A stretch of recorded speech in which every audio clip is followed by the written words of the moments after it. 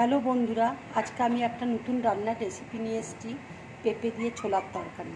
পেঁপেটাকে দেখো আমি সেদ্ধ করে রেখেছি, আলুটাকেও ভাপ দিয়ে সেদ্ধ করে নিয়েছি, ছোলাটাকে সেদ্ধ করা রয়েছে। এখানে নুন আছে, চিনি আছে, তেজপাতা আছে, হলুদ আছে, গোটা গরম মশলা আছে। এখানে জিরে, লঙ্কা, আদা বাটা রয়েছে, কাশ্মীরি লঙ্কার গুঁড়ো আছে, শাহি গরম মশলা রয়েছে। এবার আমি কড়াইয়ের মধ্যে তেল দিয়েছি, তেলটা দেখো গরম হয়ে গেছে। এবার আমি পেঁপেগুলো দিয়ে দিচ্ছি। পেঁপেতে নুন আর হলুদ আমি দিয়ে দিয়েছি, দিয়ে ভালো করে ভেজে নামিয়ে নেব।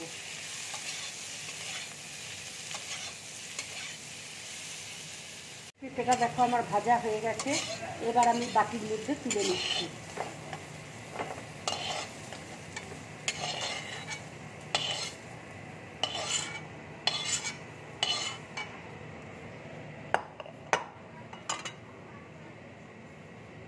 এবার আমি কড়াইয়ে তেল দিচ্ছি, আলুটাকে ভেজে নামিয়ে নেব।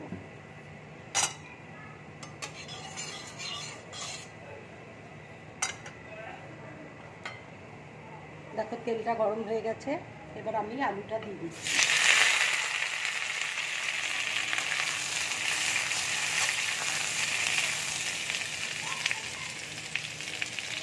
এবার নুন দিয়ে দিচ্ছি, একটু হলুদ দিয়ে দিচ্ছি, নিয়ে আলুটাকে ভালো করে ভেজে নামিয়ে নেব।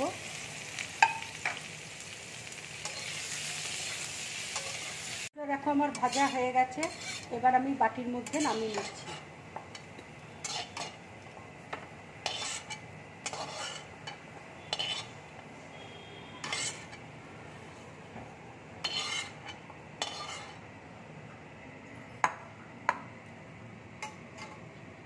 এবার আমি কড়াইয়ে তেল দিয়ে দিচ্ছি।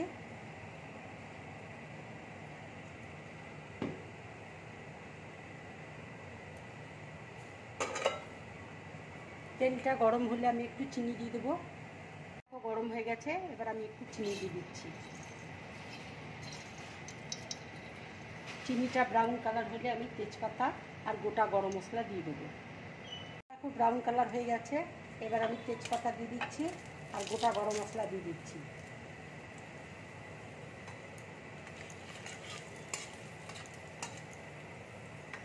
এবার আমি মশলাটা দিয়ে দিচ্ছি।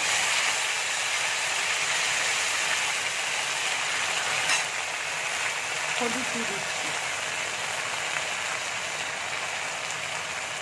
দিয়ে মশলাটাকে ভালো করে ভেজে নেব। এবার আমি কাশ্মীরি লঙ্কার গুঁড়োটা দিয়ে দিচ্ছি।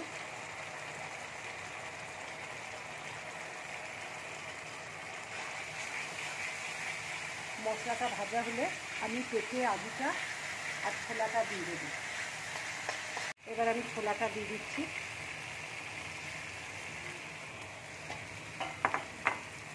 ভালো করে মশলাটা ভেজে দেবো, তারপরে পেঁপে আর ছোলাটা দেবো। এইভাবে নিরামিষ রান্না করবে, খুব ভালো লাগবে খেতে। মশলাটা দেখো ভাজা হয়ে গেছে। এবার আমি আলুটা দিয়ে দিচ্ছি, পেঁপেটা দিয়ে দিচ্ছি, দিয়ে ভালো করে ভেজে নেব।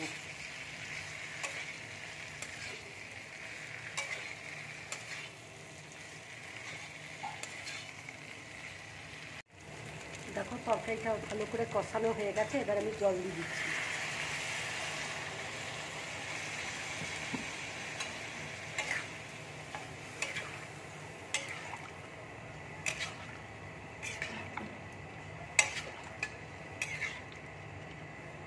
ফুটে গেলে আমি উপর থেকে একটু ঘি দিয়ে দেবো।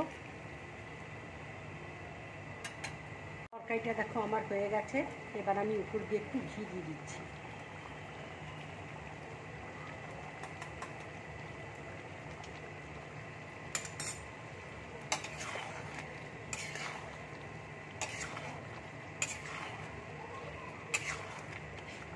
এবার আমি বাটিতে নামিয়ে নিচ্ছি।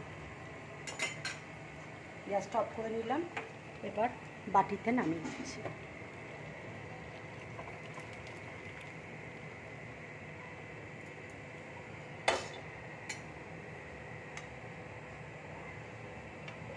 এইভাবে রান্নাটা করবে, খুব ভালো লাগবে খেতে। যদি আমার রান্নাটা ভালো লাগে লাইক করবে, শেয়ার করবে আর ড্রিম ব্লগ চ্যানেলটাকে সাবস্ক্রাইব করবে। নমস্কার।